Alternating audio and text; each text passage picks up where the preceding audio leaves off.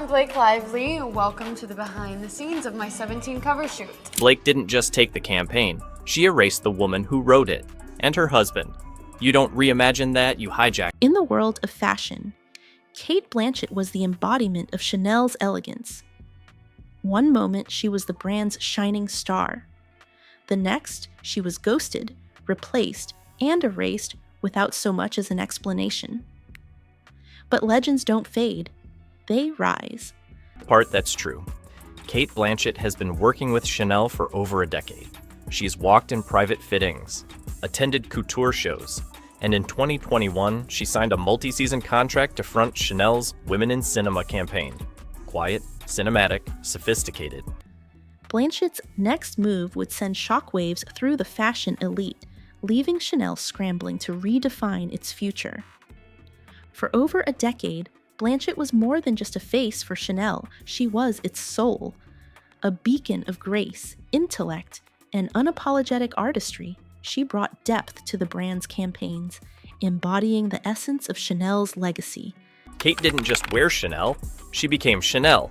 Her entire aura matched the vision. Minimalism, integrity, elegance with substance, fashion with purpose. In an industry obsessed with the fleeting and flashy, her long-standing partnership with the house stood as a testament to enduring creative synergy. Blanchett didn't just wear Chanel, she lived it, breathed it, and elevated it with every cinematic step she took. a velvet rope. Daly said, "Wait, wasn't Cate Blanchett supposed to be the face of Chanel's Women in Cinema launch this spring? Why is Blake front and center?" So iconic was her bond with the brand that Chanel entrusted her with a deeply personal project, a short film blending cinema, femininity, and fashion for their much-anticipated Women in Cinema campaign. Who better to shape this vision than her husband, acclaimed screenwriter Andrew Upton? I think because I can't hold my, I can't keep my powder dry. Like if I hear something. Together, they crafted a story that honored women's voices in film, weaving Blanchett's own experiences into the fabric of the script. It was intimate, visionary, and quintessentially Chanel.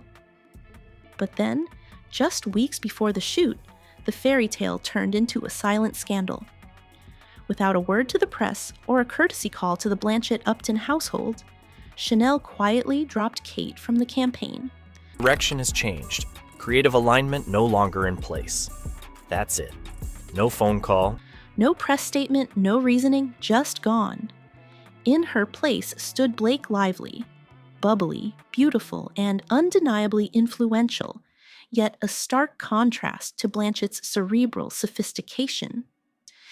This wasn't merely a recast, it was a rebranding. One stylist from the campaign team anonymously leaked. It was never supposed to be Blake. Her team offered a cross-platform deal Chanel couldn't ignore. But to pull Cate like that? The moody, art-driven project morphed into something more polished, commercial, and Instagrammable. The nuanced vision that Blanchett and Upton had cultivated was swept aside for a campaign saturated with curated hashtags and product placements.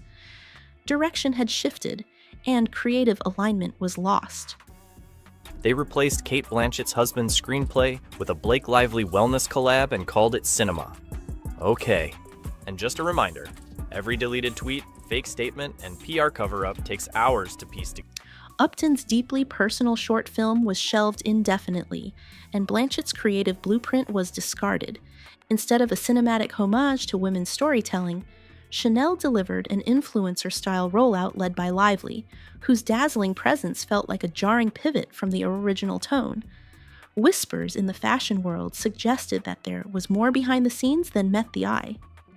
Some insiders hinted at a boardroom shakeup within Chanel's marketing division, favoring sales over story and algorithms over artistry. Film concept as part of the Women in Cinema collection. But 2 weeks before the event, Blake Lively was announced as the evening's brand honoree.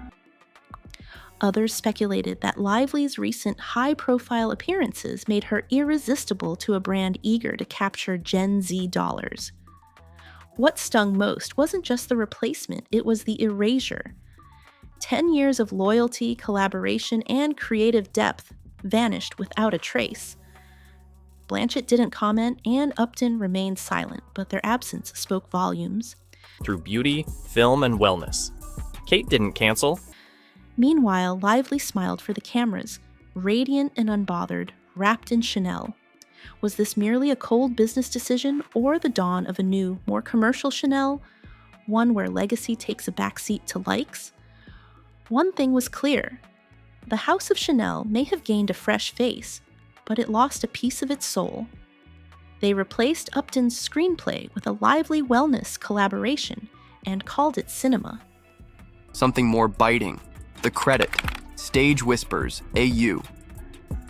Cate Blanchett and Andrew Upton just dropped a 2-person play about losing authorship. During Blake Lively's Chanel campaign, that's not subtle. That's art. In the wake of her sudden removal, Blanchett's response was calm and composed. She didn't lash out or engage in dramatic displays. Instead, she chose silence, but those close to her knew better. 2 weeks before the event, Lively was announced as the evening's brand honoree. That's art. It's an ill wind, blows no good, we're all... At a high-profile Chanel event where Lively was being celebrated, Blanchett made an appearance.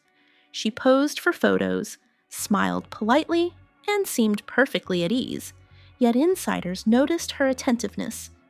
It was as if she was quietly absorbing everything around her. Months later, at an award ceremony, Blanchett delivered a speech that resonated deeply. Without naming names, she spoke about the responsibility of storytelling and the importance of honoring a narrative. Theater Leaker X said, Cate's monologue in the credit is the most brutal thing I've heard on stage in a decade, and you know who it's about.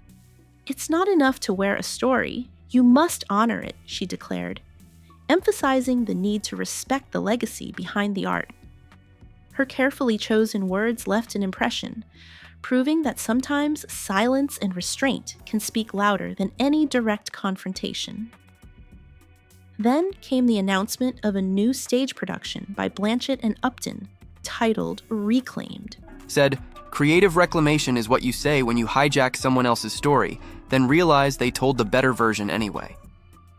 The play told the story of a woman whose deeply personal narrative is hijacked by a more powerful figure, distorting the truth and profiting off her struggles. The parallels to Blanchett's own life were unmistakable. As she took her bow on opening night, it became clear that this wasn't just a play. It was a fierce act of retaliation, a masterstroke of subtle defiance. Post-intro clip they cut before Blake backed out? Yeah, this was never supposed to be her moment. Know my soul, why didn't you just shoot me? It's a thriller, it's a romance, it's a... Reclaimed mirrored Blanchett's narrative, showcasing a woman pushed to the margins of her own life story, only to rise again with a fierce and unapologetic voice. The audience couldn't help but connect the dots. This was a commentary on the power dynamics that had shattered her long-standing partnership with Chanel. The character on stage was not merely fictional. She was a stand-in for Blanchett herself, stripped of her voice and manipulated by a corporate giant, yet finding strength in reclaiming her story. As the curtain fell, whispers rippled through the theater. Critics and insiders began to draw connections between the play and Blanchett's experience with Chanel. The timing of the premiere, just days after the brand's dramatic pivot, was telling.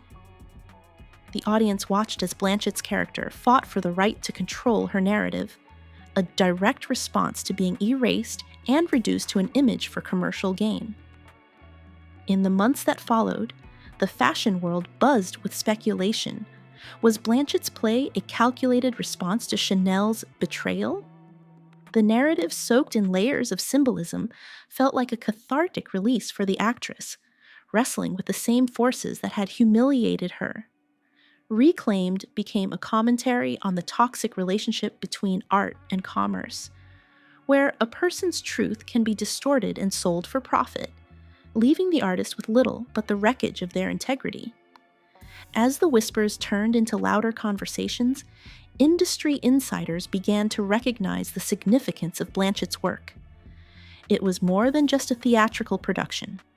It was a confrontation of her narrative, a powerful statement about the commodification of female creativity. The fashion elite leaned in closer, intrigued by the parallels between the play and the events that had unfolded. Meanwhile, Lively's campaign, meant to reinvigorate Chanel's appeal to a younger demographic, was failing to meet expectations.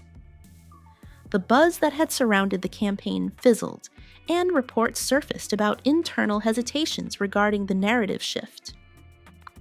What was supposed to be a shining moment of reinvention for Chanel was quickly turning into a cautionary tale about the dangers of chasing trends over timelessness.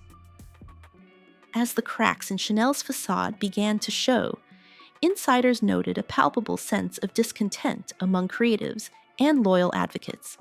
The brand's abrupt decision to part ways with Blanchett was seen as a betrayal of its values, and many began to question whether Chanel had truly lost its touch.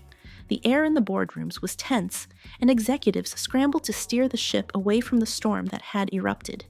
In a pivotal internal summit, the absence of Lively spoke volumes. Whispers circulated that she had been quietly blacklisted from the brand's inner circle, her role in Chanel's future evaporating. In her place, the focus shifted back to Blanchett, who was being courted for a role that would shape the brand's very direction. The woman who had been discarded was now being elevated to a position of profound influence. Chanel announced a new creative initiative called Timeless Voices, signaling a return to authenticity. Blanchett was not just a talent to be directed, she was entrusted with the vision and direction of the brand's future. This shift stunned both insiders and the public, as the very woman who had been pushed aside was now leading the charge for a new era of Chanel. As the brand sought to reclaim its authenticity, Blanchett's return symbolized a victory for legacy over instant gratification, artistry over the chase for viral trends. The message was clear. Chanel recognized the value in what Blanchett represented, a vision that embraced depth, purpose, and timeless sophistication. While Lively's future with Chanel remained uncertain, all eyes were on Blanchett as she prepared to redefine what it meant to be the voice of the brand. The whispers of discontent had transformed into a rallying cry for authenticity, and Blanchett's quiet power became a force to be reckoned with. In the end, Cate Blanchett didn't just survive a brand betrayal, she turned it into a masterclass in dignity, creative vengeance, and legacy preservation. She exposed the secrets that many hoped would remain buried, reminding the world that true creativity and artistry cannot be commodified. As the lights dimmed on one chapter and rose on another, it was clear that while Chanel may wear many faces, only one left a mark that couldn't be wiped away. Cate Blanchett, the conscience of the brand, had reclaimed her narrative and, in doing so, redefined the essence of Chanel itself.